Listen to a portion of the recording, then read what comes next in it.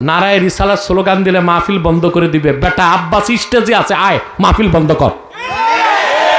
বেয়াদব কোথাকার। আমার একটা রূপ দেখছে, আরেকটা রূপ আছে, ওটা দেখে নেই তো। কত মাস্তান, কত ভণ্ড পিটায় জীবনে সিধা করছি আমি। ওগুলো কারা? ওই যে হইচই করতেছে, যারা হুমকি দিয়েছিল মাহফিল বন্ধ করে দিবে, এই নদীর আন্ডা বাচ্চাগুলোরে সরান, যাও স্বেচ্ছাসেবক ওখান থেকে, তারাও ওদেরকে। নদী আমারে মাহফিল করতে দিত না, এখন নদীর আন্ডা বাচ্চাগুলো রয়ে গেছে।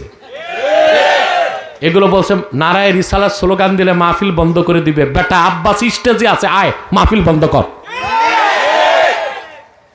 বেয়াদব কোথাকার। নারায়ে রিসালাত সাধারণ কোন মানুষের স্লোগান না, আল্লাহর হাবিবের রিসালাতের স্লোগান। এই স্লোগান হলে এটা ভণ্ডরা দিয়ে কে বলছে? ভান্ডারীরা তো জিকিরও করে, তো জিকির বাদ দিয়ে দাও। ভান্ডারীরা তো নামাজও পড়ে, নামাজ বাদ দিয়ে দাও। আমাদের ভালো কাজ যদি ওরা করে, সেজন্য কি আমরা ছেড়ে দিব নাকি? সরান এগুলো রে, ওর দিক থেকে অনেক দূরে সরান।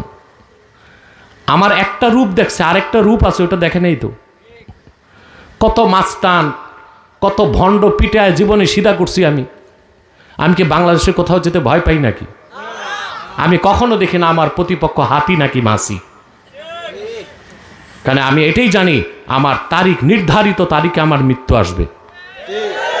আর কখনো আমার মৃত্যু হয়তো বা হসপিটালে হবে না, হয় রাজপথে হবে, নয় স্টেজে হবে।